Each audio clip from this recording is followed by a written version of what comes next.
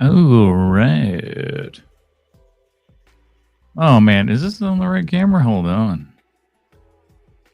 It is. It's just not pointed correct. What it do? What it do? What it do?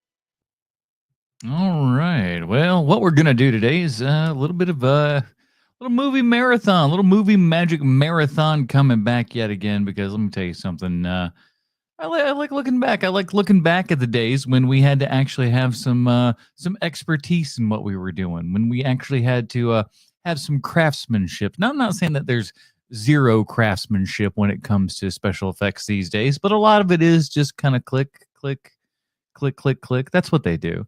But back in the day, man, they used to have to just kind of they had to make it with their bare hands. And we're gonna be looking back at some of that today. I got 2 episodes of that we're looking to check out. The first one is called Creature Articulation. That sounds like that's gonna be fun. We got some big creatures that got I don't know, tentacles maybe. Who's to say? And then the next one after that is gonna be called Gun Effects and Demolition Man. So we're going to be. I know a lot about the old Demolition Man. I have the Arrow 4K Special Edition and all that kind of good stuff and whatnot. So familiar with that. Let's see if the kind of history and everything lines up with what we know and what they actually show us in the actual little special there and everything. But how's everybody doing? Hopefully good. Hopefully good. I've had a decent enough Monday. My problem is that I hate the people at the gym. I feel like today must have been like some sort of stupid holiday or something like that because for whatever reason, everyone was there. There was every single person. And I went 2 different times. I went for the first time, did a little bit of something, something. I was like, I got to get the heck out of here. There's way too many people in here. And then came back later, still an ass load of people. You'd think we were on some kind of vacation or something like that. It was ridiculous. Way too many people in there. But I guess I have to look at it at, hey, maybe America's trying to get healthy. Maybe that's a good thing. You never know. But before we kind of get to everything, I think we need to talk a little bit about the old box office. I don't know what you know about the box office, but things are a little bit crazy here. Let's check that out, shall we? Last weekend here, we got Fantastic Four coming back in with a second week in a row at number 1 with $40 million. That is, however, a 66% drop from the previous week, which does make sense. That's kind of how things tend to go a little bit.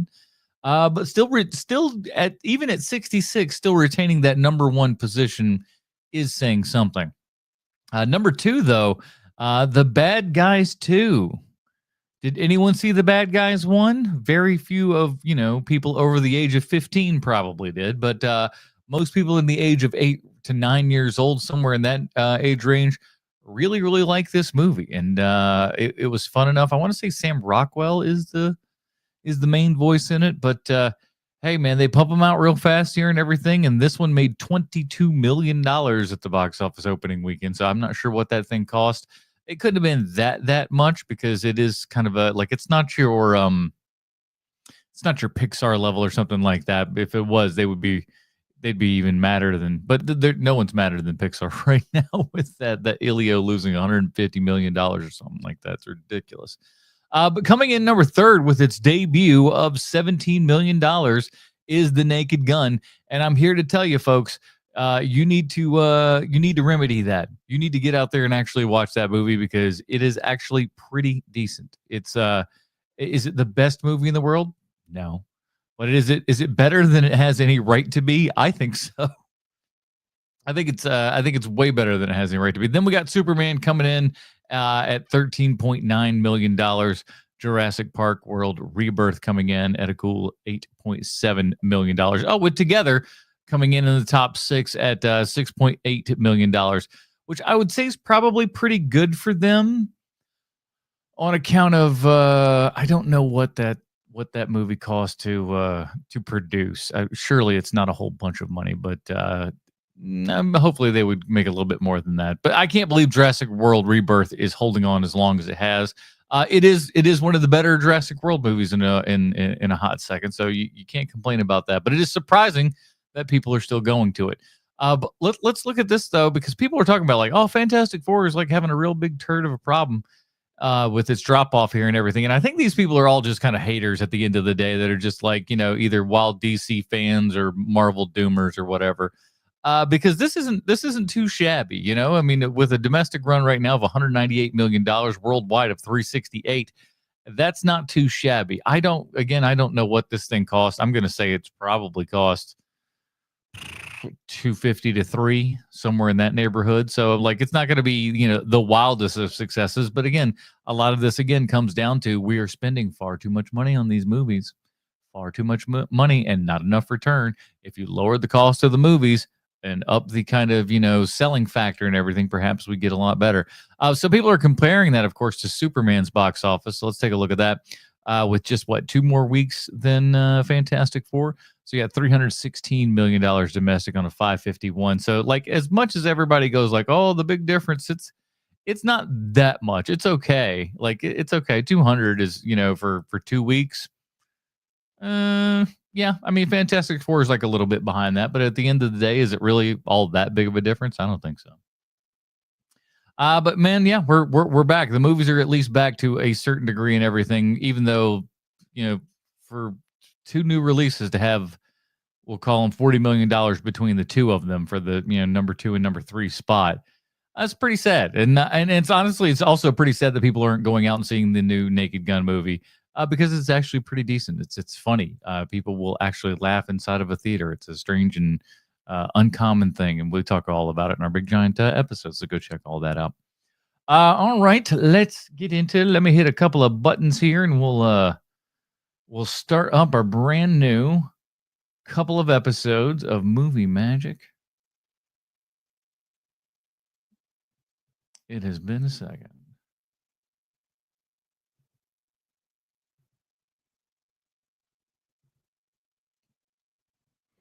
All right. So like many of you know, Movie Magic is a television show that was syndicated in the 90s. I think initially it was in some Asian country. They shot all these things about special effects and whatnot, ran it in their country. We saw it and said, hey, why don't we have that? We brought it and bought all the footage back here and just re-recorded the voiceover in English and everything. And then bada bing, bada boom. You've got yourself a whole new, television series that you can run and syndicate and sell for, I would hope, a decent amount of money back then. It's probably not all that much, but, they had to fill time on the Sci-Fi Channel somehow. And boy, oh boy, Movie Magic was going to be the thing to do it on Saturday, right around with your Mystery Science Theater 3000 and all that kind of good stuff. Today's first episode up is called Creature Articulation. I think that's about creatures that be articulating. So let's check it out. Monsters are spawned from simple ingredients like dental acrylic, foam latex, and oil-based clay. Today, a new star is brought to life by the imagination and ingenuity of special effects artists and technicians. It'll snarl, it'll blink, it'll basically act. Madonna, we're coming for you. This is the star of Carnosaur, brought to the screen by the king of low-budget creature features, Roger Corman. So Carnosaur was clearly Roger Corman saying, hey, I see Jurassic Park. I can do Jurassic Park. Let me get on that. Today, we'll get under this monster's skin and find out what makes him run. And we'll see how Hollywood's creature creators and puppeteers turn inanimate objects into living movie characters. So convincing they can jump right off the screen. It's the latest recipe for today's Movie Magic. Let's hit the intro.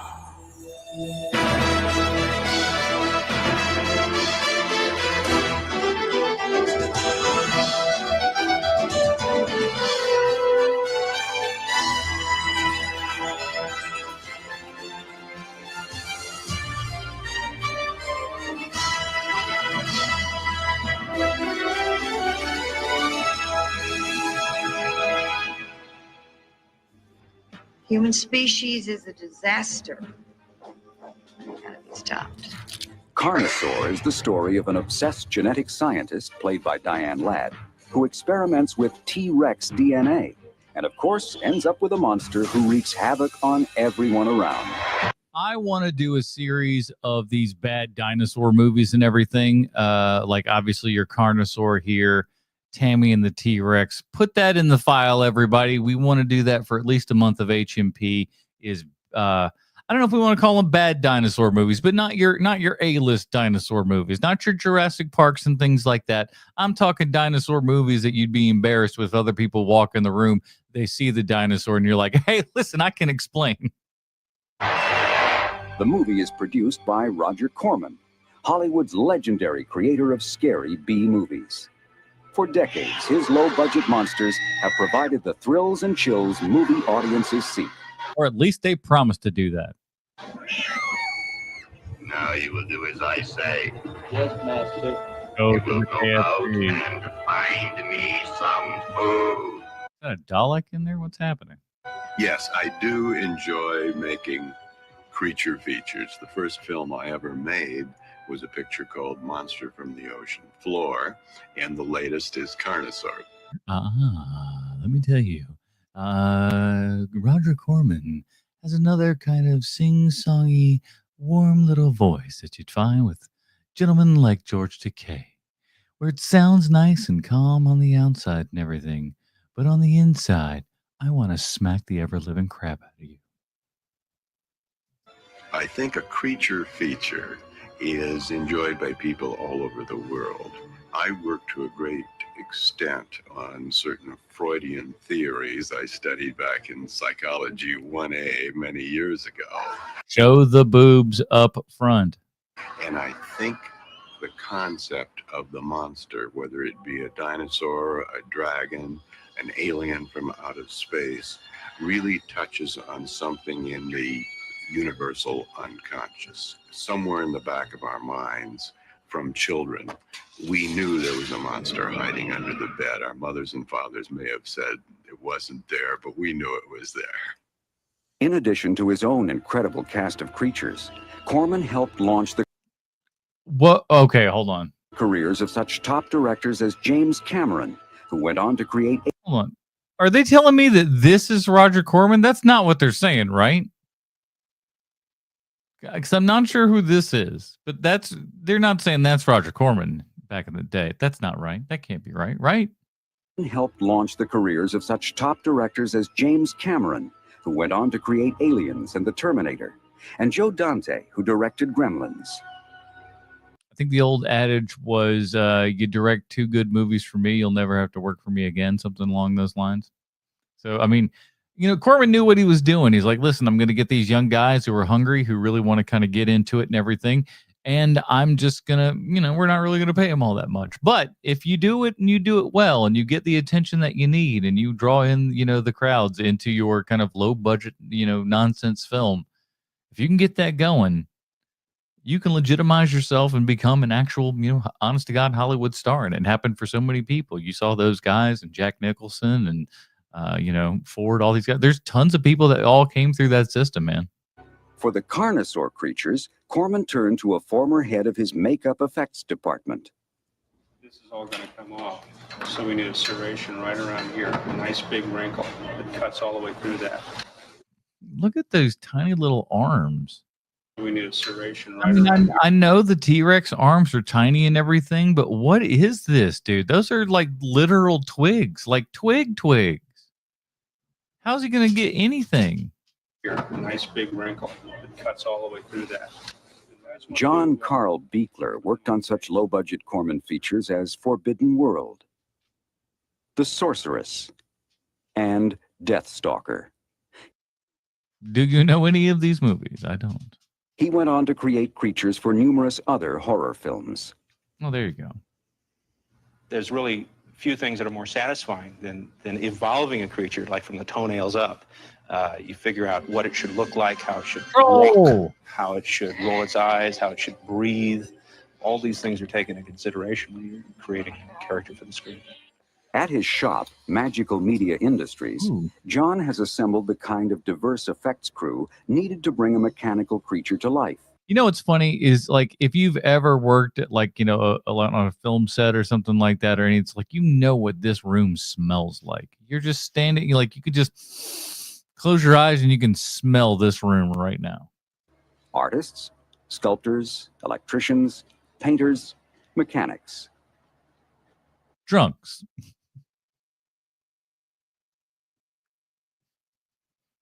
Gamblers. Degenerates. They're all here. He has also brought in a paleontologist to work with his artists on the design of the movie's dinosaurs, especially the Tyrannosaurus Rex that has the starring role. Based on these illustrations, models are sculpted from Roma plastilina, a malleable oil-based clay. Photographs will be taken Look at him. He's so sleepy. He must have stayed up all night partying. of it. I will take it to Roger Corman first thing in the morning. He will approve and or give notes for changes. Designing a believable dinosaur is one thing. Building it with a range of movement, especially on a limited budget, is a much greater challenge. Oh, yeah. From the approved design, John and his team will first begin work on a miniature animatronic version of the T-Rex. We're also creating a full-scale Tyrannosaurus Rex. This guy read a comic book in 1993 and said, yeah, this is what I'm doing. Look at this. Which has a pretty good range of movement, at least from the torso up. John and his crew have just 10 weeks, an incredibly short amount of time, to build both the miniature and full. Look at the fit on this one. I call this one the grimace workout. My. We're going down to the Golden Arches over here and doing a little bit of lat work, boy. Scale carnosaurs. They will spend the first 7 weeks on the more articulate miniature version. The first step is to create molds made from a hard-setting gypsum cement called UltraCal 30. Often you design a mold in various pieces. You don't want the model to lock inside a mold. Castings of the dinosaur's skin made from foam latex will emerge from these molds. Additionally, silicone molds are used to cast teeth and gum areas, which are mixed from dental acrylic and the compound from which dentures are crafted. And, well, let's take a look. We have our white teeth. All right, that's pretty sweet. Putting together your own teeth. Plastic understructures, which give the creature its basic shape and to which the mechanics will be attached, are also cast. You'll get up at the shoulder point. You'll get rotation at the shoulder We call this the Thanos fit. point. The elbow will move up and down, and the wrist will rotate thusly. So basically, when all cables are moving together, we have a nice range of movement. Right. And John Crawford is Carnosaur's chief mechanical engineer. He will combine cable and radio-controlled mechanisms to create an interior system of pivots and pulleys, which will articulate the creature. And the head action is controlled by 4 cables that run inside of the neck right here. They attach here, here, and the bottom. So when you pull on those cables, they draw the head either to the side. I'll say this for a Corman movie and everything, though. They're doing a lot here. Or up or down.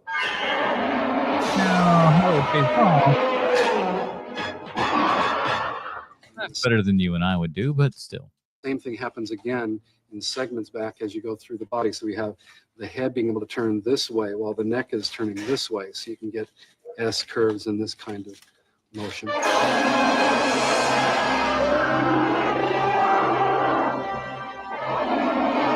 Now look at that composite, boy. Absolutely just beautiful.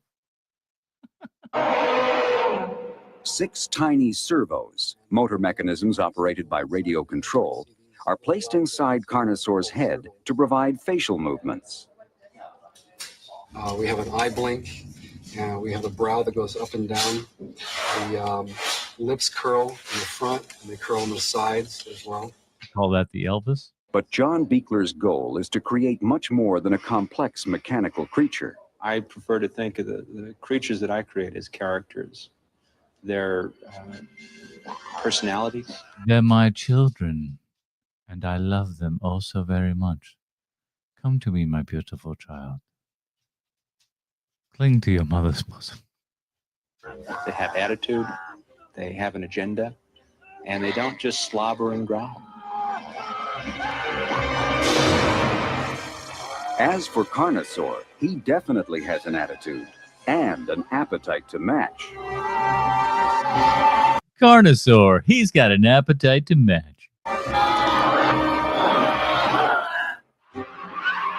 Yes, I don't know what this is, but already I am on board. Look at this.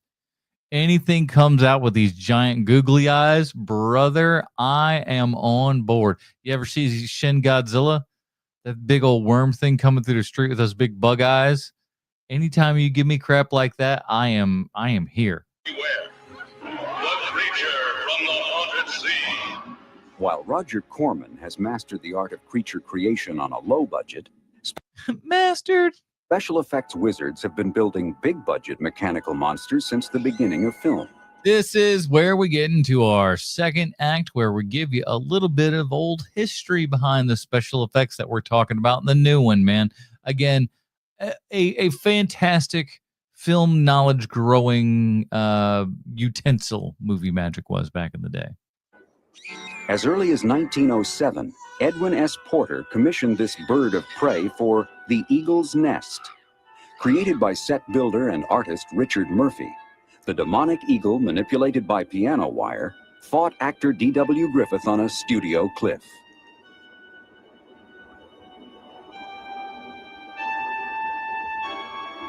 In 1925, art directors Otto Hunt and Carl Vollbrecht designed and built a 70-foot-long dragon for the Fritz Lang epic Siegfried.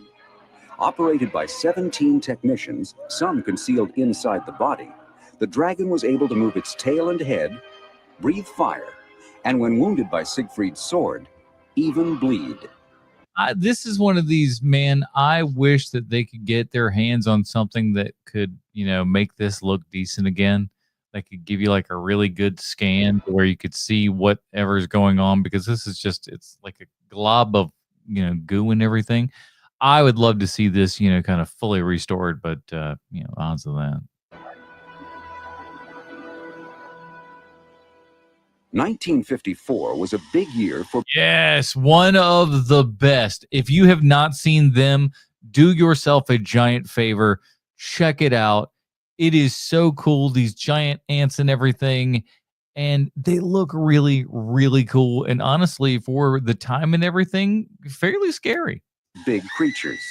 Them were giant mechanical ants, so effective that Ralph Ayers and his special effects team were nominated for an Academy Award. These creatures are extremely dangerous. They have already killed a number of persons. Stay in your home, I repeat. Stay in your home.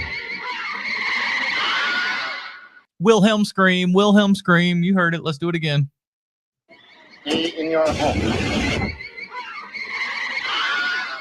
Beautiful. Absolutely beautiful. Ayers lost the Oscar to 20,000 Leagues Under the Sea, Well, thanks in part to one of the biggest screen creatures ever made. Robert Matty, longtime head of Disney's mechanical effects department, designed and built the 2-ton squid. It took 30 men to operate the 40-foot-long tentacles, with hydraulics, compressed air, and electronics. 20 years after 20,000 Leagues, Matty was called on to create one of the cinema's scariest sea creatures. The hydraulically controlled jaws confirmed the timeless popularity of mechanical movie monsters. But no matter how well designed and built, a movie creature is finally brought to life by the skill of the puppeteer, or as is usually the case, a team of puppeteers. I worked on Aliens. I worked for Stan Winston at the time, and we had 14 people operating the Queen Alien. And I said, there's got to be a better way to integrate all this stuff so that fewer people are doing it, rather than just being the eyes or just being the mouth, just being the ears or something. It is a much more holistic feel for a performer to have as much control over the puppet as possible. Rick Lazzarini is a creature creator and puppeteer. He flew Tinkerbell in Hook, created detailed, articulated puppets of the three witches in Hocus Pocus, and a facially controlled spirit for Ghostbusters 2. His largest creature was an 8-foot-tall buffalo for Radio Flyer. This thing weighed a ton, and so we had to carry it around on a huge camera crane or be able to pick it up from there and put it onto another rolling base to move it around the stage and make it appear that it was walking. With that kind of mass, you have to look past electronics and servo systems and look to hydraulic systems to move the bulk of its neck and its head. At his company, the character... Hey, you were wondering what they did with those Nintendo what Power Gloves? Shop. Rick has developed some of the most advanced puppeteering technology in the world. I've got a pretty flexible face, and I can move my eyebrows independently. I've got my right brow operating the lower brows, and the left brow operating the uppers. Rick developed a type of telemetry suit he calls the Waldo. What I'm doing is sending electrical signals with potentiometers down the cable to a large box that is full of what we call ZIF cards. No, man. We could just do this with a computer. It was created by Stuart Ziff, who was a special effects designer. And this card is a little wonder card. It has controls here for gain, offset, and A and B limits. What that means is we can adjust the sensitivity of it so that just a very small movement of the sensor on my face produces a large output of movement in a servo. We can adjust the centering of that movement, and we can say, all right, well, it moves too much to the left and limit that, or it moves too much to the right and limit that. The control box contains a power supply and 30 ZIF cards. Jeez, dude. See, this used to take work. Enabling the puppeteer to control up to 30 discrete movements. Now we just hit ChatGPT and say, make me a dragon, please. So starting from the bottom up, I've got a lip in out. I've got a jaw. We've got an upper lip movement. Lip and tongue action. Listen, this is all fine and good until he starts trying to make out with it. You know what I'm saying? In addition, my smile movements are actuating these little croissant things. Rick also uses radio-controlled PCM transmitters, which send out up to 9 digital signals. I've got blink movements. I've got left, right, up, down movements for the... This is for when the dragon's drunk. Lower eyes. And then I've got side-to-side movements for the upper eyes. The key to, or the philosophy behind all the Waldo mechanisms that I do, or anytime I do a control mechanism, is to try to make it very analogous to what the puppeteer is doing, so that way the puppeteer can perform. And that was one of the things since like kind of the Jim Henson puppeteer days and stuff with, everything from Ninja Turtles and a little bit of things and stuff before then, all your labyrinths and whatnot. All that stuff just kind of coming together and, really making these things far more realistic and, kind of just really leveling up that level of disbelief between what you're watching and what's actually there. Like, at 10 years old, I'm watching, the Ninja Turtles movie here and everything and just going, as far as I'm concerned, these are real turtles. Like, it's a real thing. Like, I know their costumes. It wasn't stupid or anything. But like they made you just believe that these were characters with the eye movements and everything and how their, lips and mouth moved correctly. It just seems like, wow, this is absolutely unbelievable. So, it's only gotten better and stuff. And then we got to a point where we're like, nah, all right, just on the computer now. The puppeteer's performance is the final link in a chain. Now, listen, I'm not going to sit here and tell you this Aslan here, or whatever this is, that's what I'm going to assume it is nearly as good as the CGI one in Narnia. No, it's not. So, there are occasions where the CG one can be the better option. Let's be honest. Started with the creature creator's imagination and continued with the skilled work of artists and technicians. The collaboration of the entire effects team brings the inanimate to life and movie magic to the screen.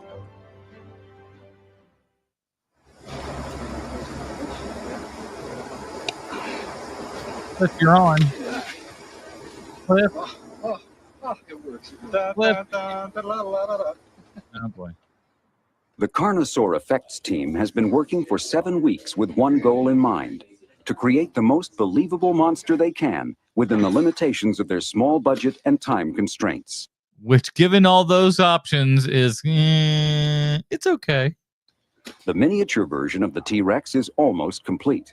We opted to build the majority of our controls on a backpack. Basically, you strap on a backpack, and we have levers that strap onto your own arms. And when you move your arms, the creature moves its arms. The backpack is similar in concept to the Waldo system, only simplified. Like the Waldo, however, it results in fewer puppeteers needed to operate the creature and better control of the actual movements. Man, if they made this T-Rex do the Macarena, I'd fall out, dude. In addition to the puppeteer who wears the backpack, 3 other puppeteers will be required to operate the cable systems for the neck and legs, and the radio transmitter for the facial servos. And one to say not the mama. With the 3rd scale miniature Carnosaur completed only 3 weeks before the start of principal photography, it's time to build the full-scale T-Rex. That not look more like Raptor to you? Photography. That's more of a raptor face than a T-Rex face. Listen, I mean, I don't know much from dinosaur, but I feel like I know that much based upon, I don't know, what do you call them? 8 Jurassic Park movies? Time to build the full-scale T-Rex. This version will be necessary for scenes in which the monster interacts on set with the human actors. Necessary. Give you an idea of the scale, the size of this foot compared to the leg over there. It's 5 times the size of the miniature puppet. These patterns were taken directly off the puppet. John has decided not to construct the larger T-Rex using the standard mold and cast process. So he and technician Ken Hall researched new materials for this job. They found what they were looking for in L200, a very light polyurethane foam used in the aerospace industry. Sheets of L200, which handles like a flexible foam core, are being glued together to form the entire T-Rex understructure.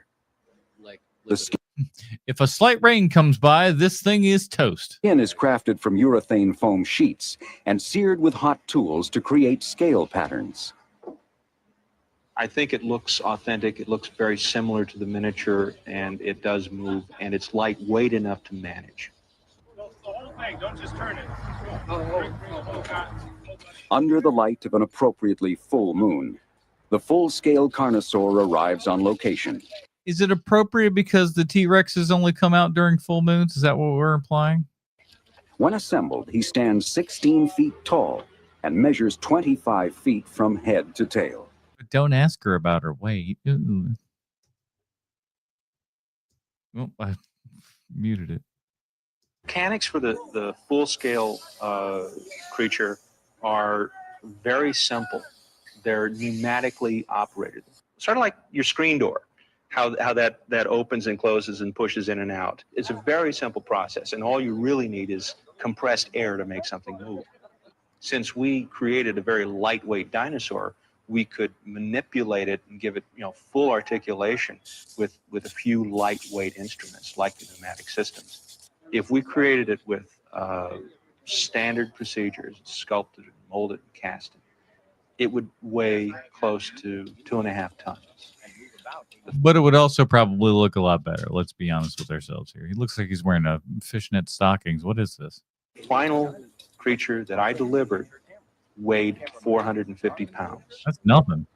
Wow. Shots of both the full-scale and miniature creatures will be used in the movie's finale, in which the hero, Doc, played by Raphael Subarge, fights the monster with a skip loader.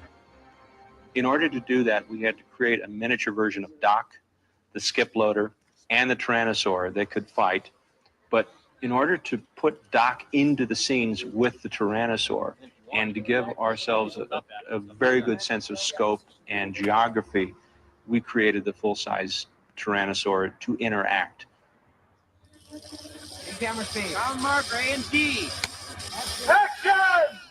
John Crawford and an assistant operate the valve-controlled pneumatics, providing Carnosaur's head and upper torso movements.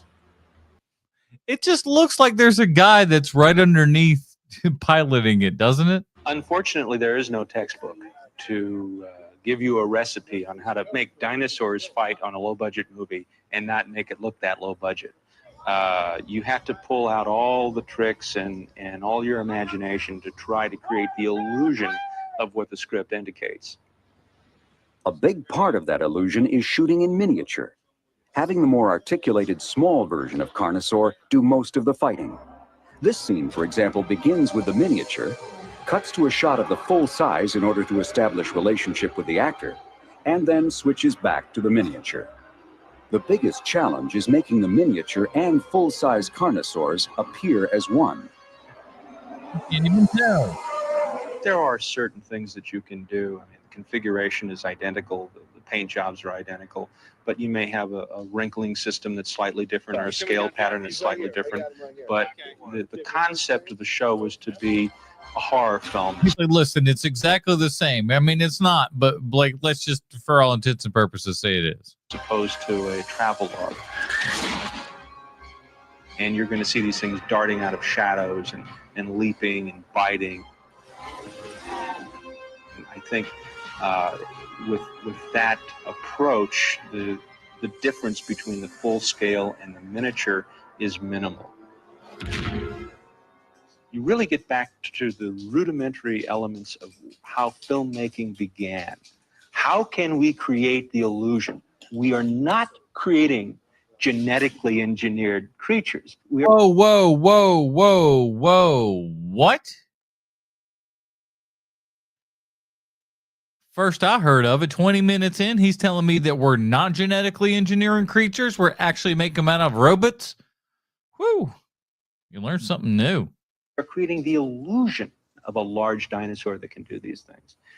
And in many ways, the challenge of a limited budget makes you function in a very creative way so that you can translate as much as you can into entertainment. They are born of the imagination and ingenuity of Hollywood's creature creators. And we happen to have footage available for Alien, so we can make it seem like we went down and did something, but we totally didn't. Terrifying aliens, fearsome sea monsters, and them. In the beginning, these incredibly lifelike monsters were merely raw materials, but in the hands of skilled effects artists, technicians, and puppeteers, the inanimate is brought to life. I hate wildlife. At least until the end of the movie. Poor Carnosaur. Oh, we killed him, everybody. Yes.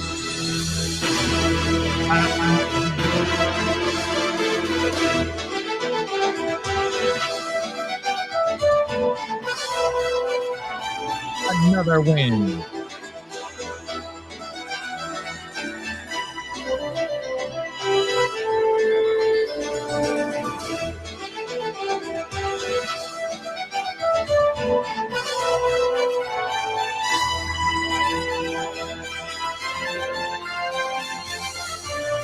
All right, there we go. That's enough of that. Okay, cool.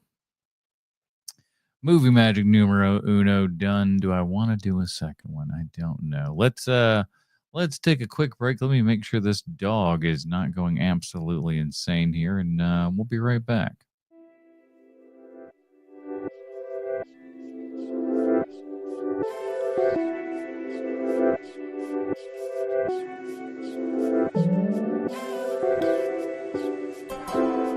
Be right back.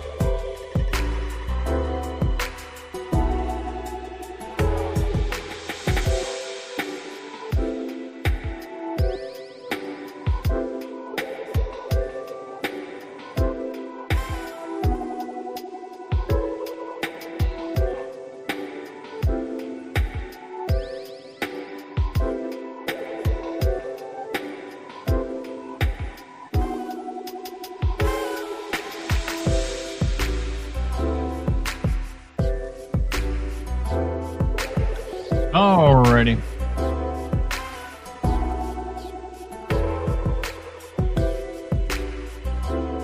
Well, I think what I'm going to do is just kind of wrap it up for the evening. It's Monday. I don't know what's going on. Very little folks out, but I've had enough fun. And you know what? I'm going to use this for social media crap later. And ultimately, that's what this all is for. And hopefully for your enjoyment if you saw this at any point. But thank you for watching. If you made it this far, type in dirty babies smell feet into the comment section there, and I'll know you made it all the way to the end. I don't suspect I'll see any of those, but I suspect that I'll see you here tomorrow for TikTok Trash 7.